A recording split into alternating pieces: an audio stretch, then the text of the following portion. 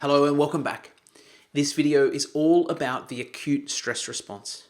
It's my desire that through this video you'll gain a deeper understanding of stress. You'll be able to see the automatic physiological changes and neurological changes that drive the stress response. And also you'll be able to see where heart rate variability fits in with what's going on in you in the stress response. And come into a place where some of the numbers that you see, some of the things that you see while you're recording heart rate variability start to represent this exact thing we're talking about. Let's dive in. The first thing I want to talk about here is the fact that survival is the priority. Survival is always the priority for a species. There's no point doing anything if it's going to cost us our life. And so survival's the priority. We're going to look at some lovely graphics here where we talk neurologically about the survival response. These are from Amy Arnsten, wonderful researcher. I think she's from Yale University. But let's have a look at what happens neurologically during the stress response. And these two pictures that are on the screen here represent two different states of the brain. The first one in the stress response is what we call the top-down stress response. Basically, where the front part of your brain, what's known as the prefrontal cortex, the top part, the part that in humans we have a greater real estate neurologically than any other species on Earth, the prefrontal cortex is driving this top-down response. The keywords here for the prefrontal cortex and this top-down response is a reasoned, considered, strategic and logical response to everything that goes on around us. The flip of this, and I'll show you the pictures in a second, the flip of this is what's known as the bottom-up response. And this is what happens when we get stuck in a place of stress and our survival is compromised, or our survival indeed is threatened. The part of the brain that's driving the bottom-up response is called the amygdala. Amygdala is from the word almond because it's a small part of the limbic system that sits in the brain, and it's there for our perception of stress. It's there for our perception of threat. When we're running a bottom-up response, when the amygdala is triggered and says something in your environment is threatening you, now we go into these reflexic responses. We go into impulsive and reactive moments. This is all about survival. Picture this, we're running from a lion. Picture this, you're running from a bear. The back part, the bottom part of the brain, the amygdala and the brainstem is driving everything that happens there. Why? Because you don't have time to use the logical part of your brain, the prefrontal cortex, to get you away. Everything just goes into response mode. Let's have a look at these pictures. This picture here, the blue one, can you see it on your screen? I think you can. This is the top-down approach. This is where, hopefully, as you're listening to this video, as you're working your way through this particular course, you're sitting from a top-down approach. Things are peaceful. Things are calm. Your survival's not being threatened. You can use your prefrontal cortex to be logical, to be reasoned, to understand, to get concepts in place, to bring in abstract thought, to remember. This is what the top-down approach to brain function looks like, and it's what we should be using most of the time. It's what makes us human. It's what sets us apart. And so you can see in this place, without getting into too much detail, the prefrontal cortex is driving top-down regulation of behavior, thought, and emotion. Exactly what we want to see. When we come across into this bottom-up response, this is the stress response. This is the acute stress, I'm running from a lion response. And now, instead of the prefrontal cortex being the driver, what was blue in the previous picture, we now have these red and yellow arrows and pictures that are now driving us to move. The amygdala has sensed something's going on. It's driven responses out to the basal ganglia and other areas. It's shut down the prefrontal cortex, interestingly. It says, I don't need you right now. I've just got to get out of here. I don't need to think logically. This is not rational, abstract thought. We just have to go. And some of the neurology is set up in such a way that before the brain has even comprehended, the prefrontal cortex has even known what's going on, we're already running. This is the classic moment with a loud bang and everybody scatters thinking that it's something threatening.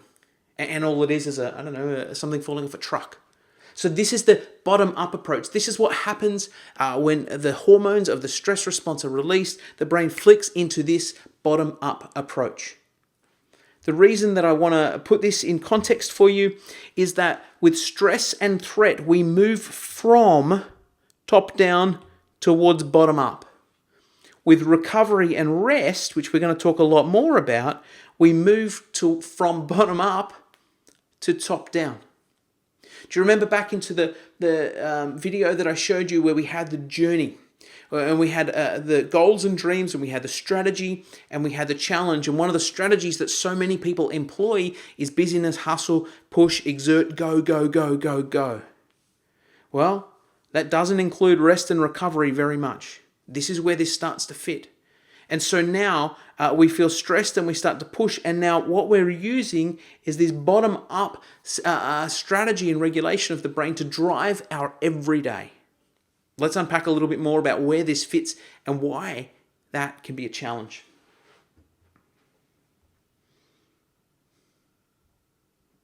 Okay. 3 steps of the stress response. 3 things that we see in a stress response. This is the same stress response that happens whether you're running from a bear or a lion. And by the way, if you've run from a bear or a lion, let me know. I live in Sydney, Australia. There's no bears or lions here. We do have snakes. They're pretty hairy, but they're not chasing you most of the time. But this is what happens in the acute stress response. 3 key steps. The first one, we must recognize the stress. Think of this for a moment. We've got an impala, an antelope, or something in the African savannah, and a lioness jumps out at this impala, let's call it. If the impala fails to recognize the threat, recognize the stress, it's curtains. Okay, it's lunch for the lioness and it's the end for the impala. She never got away. She never survived. Why? Because she couldn't recognize the stress. The same thing for you and I. The recognition of stress is the first thing. I mentioned in the previous slide where we had this bottom-up approach, the amygdala, part of your brain, is wired to look for that even before you realize that it's there. The first step in the stress response is recognizing the stress. This is where our senses and our perception and our awareness are heightened. If you're walking in a dark space, you've never been there before, it's nighttime, it feels a little bit eerie and a little bit scary, all of your senses, all of your perception and your awareness of that environment is heightened. Is looking for what's going on, and your amygdala is sitting there saying, are we safe? Are we safe? We're looking to recognize stress. Senses are wound up. Once we recognize the stress, let's say something happens, the lioness jumps out of the impala, somebody approaches us in the dark alley that that we're not sure of. Now, the most important thing, once recognized, is to respond appropriately. Well, what's the appropriate response? Most of the time it's a fight and flight response. It's a survival response. We're either going to fight or we're going to run. We're going to address the challenge or we're going to get out of there because we know that we can't win. If a lion's chasing me, I'm not fighting, by the way. If you do, great. I'm not. I'm out of there as fast as possible. It's my fight-flight response. And what happens in that moment is a myriad of physiological changes. Everything winds up to get me out of there. We're going to unpack what happens physiologically in just a moment, but everything goes into this place. This is what we call a sympathetic response. This is the sympathetic part, the sympathetic branch of the autonomic nervous system. For the aficionados out there, the people who love exactly what's going on. Cortisol, adrenaline, noradrenaline, or norepinephrine are released through the system. We get this sympathetic response and we straight out of there as quickly as we can. The third part, assuming we got away, the impala, assuming she got away, me running from a lion, assuming I got away, walking in an uncomfortable place, assuming we get away, is the recovery phase. And the recovery phase is just as crucial for survival as what the response phase was. Why? Because we need to come into a place where our body can reset because we don't know if there's another lion right around the corner. We talked about the sympathetic response. The recovery phase is the parasympathetic response. This is the body's reset button. Now, in the context of heart rate variability, what we see is that heart rate variability, tongue twisted there, heart rate variability allows us to measure response and recovery. It allows us to see, where do we fit at the moment? Is my system in a sympathetic state or a parasympathetic state? Is it in fight, flight, overdrive, go, run, push, strive, exert, survive, sympathetic, response mode? Or is it in rest and recover and replenish and reset mode? Is it in this rest and digest state, parasympathetic? To give you the clues, if your heart rate variability is low, your numbers are low, your RMSSD is low. If you've been tracking this through your apps and you see low heart rate variability, this is a sign that your system is wired and sitting in this sympathetic response mode. If, however, your heart rate variability is high, then what we're seeing is your body's recovering from the previous day's stresses, and it's got the ability and the resources to recover, so your heart rate variability numbers go up. Your RMSSD goes up if you track that. Your SDNN goes up if you track that. You're moving into the parasympathetic space. This is where heart rate variability is crucial to know, where are you in these 3 steps of the stress response. Let's dive on. Let's dive in. I want to unpack response and recovery. Let's go into there. Here's our lion. What a great picture. Let's have a look.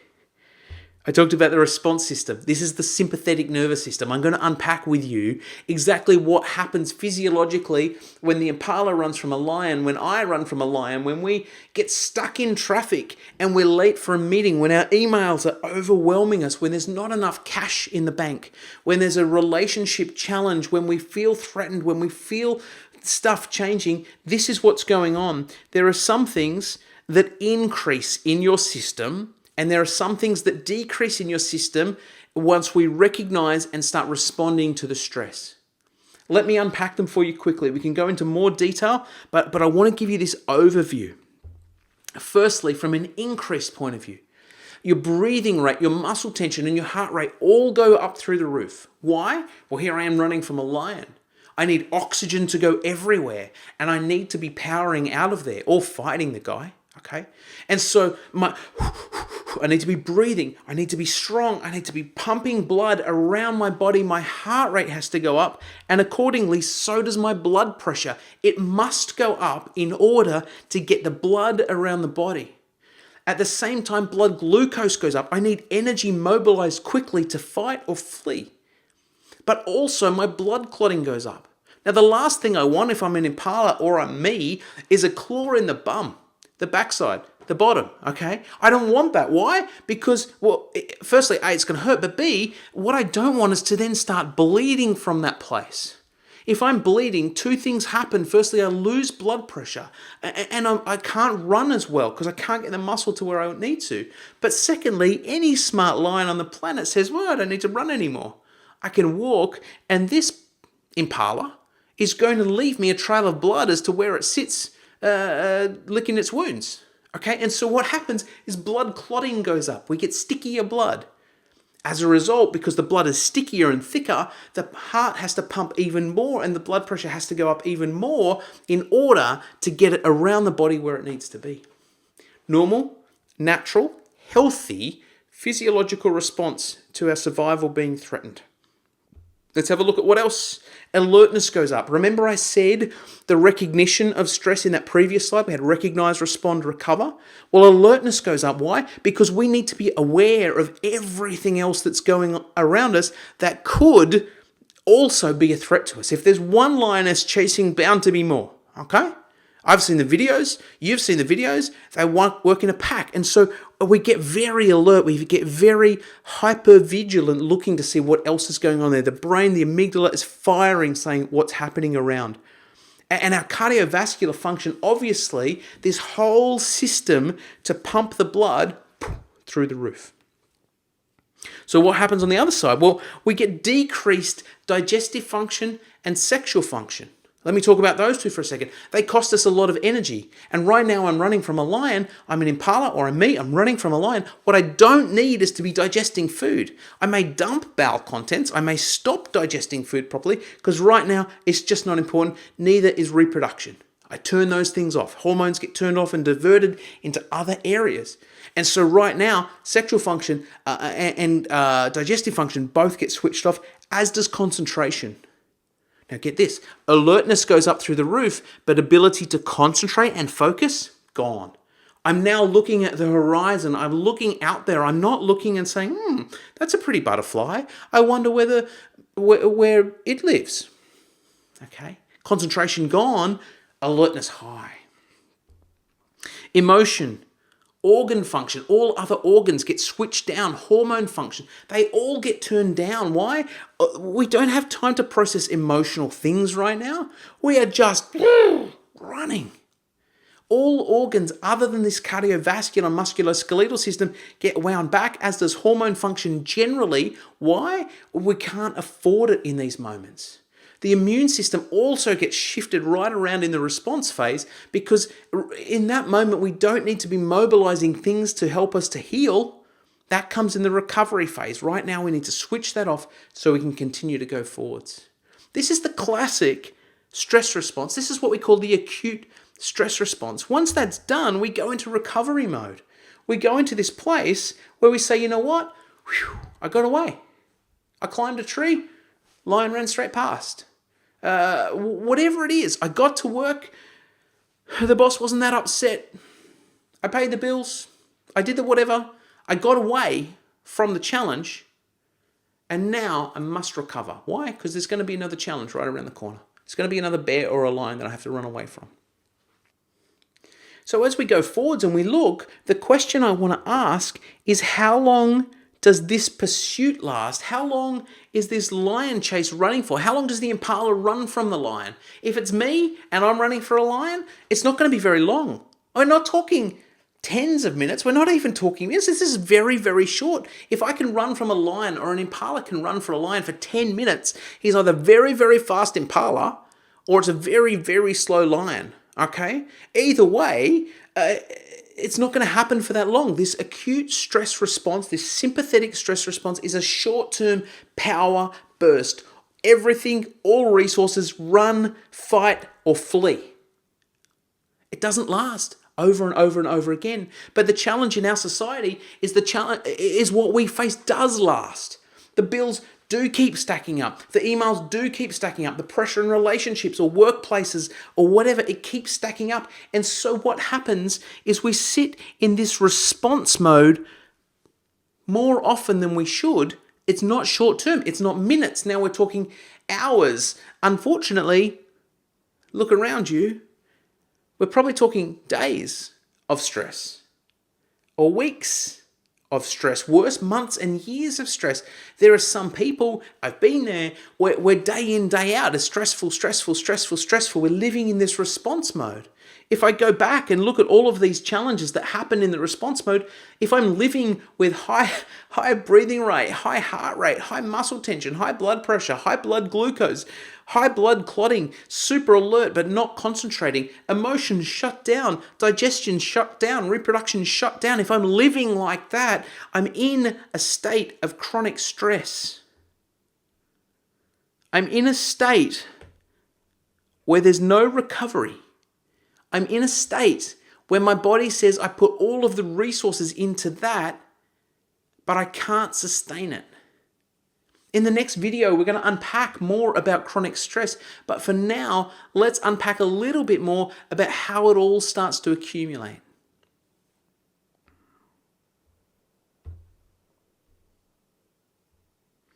This is the key phrase. All stress is accumulative in nature. All stress builds up. Let me unpack it all for you. We've got different sorts of stresses. We've got physical stress, mental, emotional, social, chemical, metabolic stress. I've just listed a few different categories. Of course, there's crossover. There can be a social stress that's also mental stress. There can be metabolic stress that's also chemical stress. They all cross over, but they all sit. We could start to unpack them. And what happens is these stresses all start to fill up what we call the stress bucket. And over time, they start to fill this bucket up. Now you can see we've got some, in this bucket, we've got some big stresses. The green one is a physical stress. This is a big stress. The pink one here, what's this? It's chemical stress. It's a big stress. And then we've got all of these little ones that exist around the outside too. All of these different stresses. Now they all accumulate. Think about this bucket like taking water in. Whether the water's going drip, drip, drip, drip, drip, or whether we're tipping a jug into the bucket, or whether we've got a hose or even worse, a fire hose, this bucket can only handle so much. And it doesn't matter how big they are when they come in. All that means is how quickly the bucket will fill up. But drips accumulate just as much as a jug of water does. And so it's the same with stress, whether they're little stresses or big stresses, it's cumulative in nature. It starts to build up and up and up. We have the ability, though, you can see here, we have the ability to deal with these stresses. Everybody's got the ability to deal with stress. It's baked in. It's part of what the recovery phase is. We're in a place where we can recover from the stress. The challenge is if we go past the point of threshold. If we go past the top of the bucket here, if the bucket starts to overflow, now we've filled up the bucket, we've gone past the point of threshold, now there must be a penalty. Remember, the nature of the stress is less relevant right now. It's the accumulation of the stress without the recovery that poses us the biggest problem. So now there must be a penalty. What is that penalty? That penalty is chronic stress. The next video I said, we're going to be unpacking what that looks like and what the penalty actually leads to. But the concept I want you to get right now is all stress is cumulative. Regardless of what it is, it builds up and it builds up and it builds up. The great news is that change is possible. So many of us live in this place where all we know how to do is build up stress, and we don't have strategies to recover and to wind it down. Towards the end of these videos, you're going to start to see some of the strategies that we use, that we teach, that I use on myself, that I employ as a way of emptying my bucket. Because like you, I'm the same. If I'm running from the lion, if I'm overwhelmed by things, if I don't know what to do and stress keeps building up, I'm always in response phase with no recovery, my bucket will overflow and I will start to move towards chronic stress. And so we're going to unpack that for you a little bit more. But I want to come back to another picture. I want to come back to another way to describe this. And this picture here comes out of, it's called the Yerkes-Dodson scale. Again, for the aficionados. Yerkes spelt with a J, I believe. What we have here is a scale where on one side we have performance going up, and on the other side we have stress going up. And here I want to point out to you a really important thing we haven't talked about yet. Stress is beneficial. Stress drives motivation. It drives us to move. It drives us to seek things out. It actually increases as stress goes up, so too does performance. So stress is not just a bad thing. Stress is one of these things that is good in part. Let's have a look though. Stress should be going up during our day. It's one of the things that gets me out of bed in the morning, and the same for you. We have this increase in cortisol. Cortisol is a stress hormone. It drives us. It gets us moving. It gets us motivated. It gets us in motion. Stress should go up, but stress should also come back down.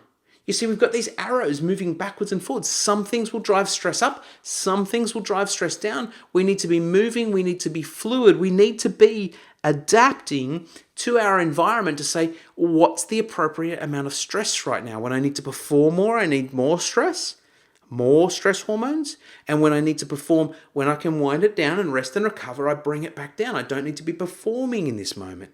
Stress and performance closely linked together. This is what we call sympathetic and parasympathetic regulation. The brain is regulating the parasympathetic and the sympathetic system. It's saying, I need a bit of accelerator here, I need a bit of brake here. I need a bit of accelerator, I need a bit of brake. Okay? This is regulation of the autonomic nervous system. It's perfect. It's the way that it should be. But there is a point of threshold. Remember our bucket? Go past the point of threshold, there has to be a penalty. This is the point of threshold. It's the top of the curve, the yellow box here. And what happens is now, as stress continues to go up, So performance starts to come down. Now, this is the challenge. This is the place of chronic stress. This is the place where the body says, you've pushed me, the bucket's overflowing, I can't continue to respond, and what I'm losing is the ability to regulate the sympathetic and parasympathetic nervous system. This is sympathetic parasympathetic dysregulation. Now, we can't hit the accelerator and the brake in the right sequence. We're getting them all muddled up because we've lost the fine tuning of this. This has an effect on us physically, mentally, emotionally. It also has an effect on us socially. It also has an effect on our metabolic health. Some of the other things that were listed as different stresses. I've kept it short here. I've kept it brief to make a point. But what we can see is that if stress goes past the point of threshold, no longer is it beneficial. Now we go into the challenge place. Now we go into dysregulation. I've said already a couple of times, the next video I'm going to unpack what this red side of the scale looks like, how it could be affecting you, how to know if you're there. But here's one of the key things. I want you to know change is possible. You see me keep putting this here because it's easy to talk about these things and go, oh no, I'm doomed. Oh no, I've made mistakes. Oh no, what should I do next? But I want you to know change is possible. If you understand how to make the changes and what things to put in place, change is absolutely possible. Heart rate variability is all about, let me change my pen to blue for a second, knowing how close to the point of threshold you are. It's about knowing, is your bucket overflowing? Are you in the dysregulated state where your numbers are very low and you're stuck in this response phase? Or are your numbers high and you're in the good sympathetic, parasympathetic regulation phase? Simply that looks like I had a busy week, I had a busy day, I didn't get enough sleep, my numbers may have dipped temporarily and then they respond. Something like that. The next video, we're going to unpack a whole lot more. We're going to unpack a lot about these chronic stress things, where heart rate variability fits, what it's costing you, and then we're going to push into some strategies you can put into place to start to get traction and to start moving forwards with tangible progress. I'll see you there.